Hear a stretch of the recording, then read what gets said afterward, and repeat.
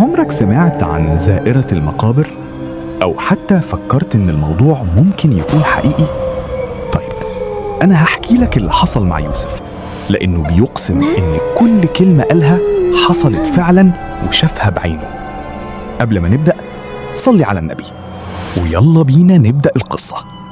القصة دي حصلت سنة 2024.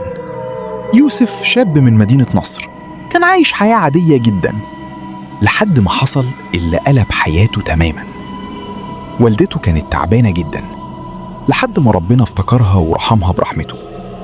اتدفنت، ويوسف في اليوم ده كان منهار تماما لأنه كان متعلق بيها بشكل مش طبيعي، وهي كانت أقرب حد ليه في الدنيا. كان وحيد، لا اخوات، والده متوفي من زمان وما بقاش عنده غير ذكرياته معاها. من بعدها يوسف قرر كل جمعة يروح المقابر يقرأ لها الفاتحة ويدعي لها. فضل على الحال ده فترة طويلة، يوم يروح ويوم يتأخر، لحد ما عدى تقريبا سنة كاملة على وفاتها. ومن هنا كل حاجة بدأت تتغير. في يوم جمعة يوسف قرر يروح بدري حوالي الساعة 6:30 الصبح. قال يخلص بدري ويروح شغله. دخل المقابر والجو كان هادي بشكل مريب، الضباب خفيف والصمت تقيل كأنه بيضغط على صدره. وأثناء ما هو ماشي بين المقابر شاف ست حوالي 35 ل40 سنة، لابسة أسود بالكامل، واقفة قدام باب تربة حديد، ماسكة في الحديد بإيدها وبتعيط، بس مش أي عياط، عياط مكتوم ومعاه تمتمة غريبة، كلام مش مفهوم، مش دعاء، مش قرآن، حاجة كأنها خارجة من مكان تاني. يوسف وقف لحظة، اتجمد في مكانه، استغرب هي واقفة لوحدها ليه ومحدش معاها. فكر يسألها إذا كانت محتاجة حاجة، بس تراجع وقال يمكن تفهمه غلط. وعدى اليوم. الأسبوع اللي بعده راح الساعة 9 الصبح، وأول ما دخل اتصدم. نفس الست، نفس المكان، نفس الجلابية السوداء، نفس التمتمة، ونفس العياط، كأن الزمن وقف عند المشهد ده. يوسف بدأ يحس إن في حاجة مش طبيعية. هي بتيجي كل جمعة ولا أنا اللي بتكرر معايا نفس المشهد؟ وعدى اليوم تاني ومفيش حاجة حصلت. لكن في يوم تالت، كان يوم 4، يوسف كان مضغوط من الشغل ومخنوق جدا.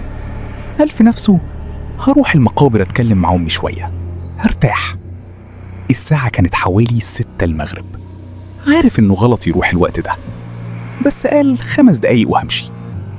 دخل المقابر، واللي شافه هناك خلى قلبه يقف. نفس الست، نفس اللبس، نفس الوقفة، نفس التمتمة، بس المرة دي إحساس مختلف، تقيل، مخيف، كأن الجو نفسه اتغير. يوسف بدأ يقول بسم الله الرحمن الرحيم، أعوذ بالله من الشيطان الرجيم، وبصوت مكسور من الخوف، يا رب اللي في دماغي يكون غلط. دخل عند قبر أمه بسرعة وحاول يقرأ الفاتحة، بس كان مش قادر يركز من الرعب. قرر يمشي بسرعة، وأول ما رفع عينه اتجمد. الست مكانها، بس المرة دي كانت أطول، مش طول طبيعي، والتمتمة بقت أعلى وأعمق، وصوت العياط بقى كأنه جاي من جوه الأرض نفسها. يوسف فضل يرجع لورا وهو بيقرأ أي حاجة حافظها من القرآن، وفي لحظة حس بصوت وراه بيقول له يا ابني. اتجمد، الصوت اتكرر، يا ابني. ببطء شديد لف وشه، والست كانت بتناديه وبتقرب. جسمه كله بيرتعش. قال بصوت مخنوق نعم، خير. قالت له بصوت غريب افتح لي الباب. مش راضي يفتح. يوسف اتلخبط. افتح لك ايه؟ لكن قبل ما يفهم كان الباب اتفتح وهي دخلت واختفت جوه. يوسف رجع البيت يومها وهو مش فاهم حاجة، عقله مش بيوقف تفكير. كل شوية نفس المشهد يرجع قدامه لحد ما فضوله قتله، وقال لا، أنا لازم أرجع تاني وأفهم إيه اللي بيحصل. بالليل حوالي الساعة 7 راح تاني، وصاحبه قال له بلاش يا يوسف تروح، الموضوع مش مريح، سيبها في حالها وما تدورش في اللي مالكش فيه. لكن يوسف ما سمعش. وصل المقابر وما لقاش الست. ارتاح لحظة وقال في نفسه كويس، أهو أنا كنت صح، الحمد لله دي مش جن. لف عشان يمشي وفجأة سمع صوت نفس وراه، نفس تقيل مش طبيعي. ببطء لف والكارثة حصلت. نفس الست، لكن مش لوحدها، معاها واحدة تانية أطول، شكلها مش طبيعي أبدا، وصوتهم بقى أغلظ من صوت رجالة. والأخطر رجليهم مش بشر، كانت زي رجلين معيز. يوسف حاول يجري لكن رجله اتكعبلت في حاجة مش موجودة أصلا. وقع وفجأة حس برجل معزة بتدوس على رجله، بتطحن العظم، مش دوسة عادية. وطبعا حس بألم شديد في إيده. صرخ صرخة ألم ومرعبة، صوتها سمع في المقابر كلها، وأغمى عليه.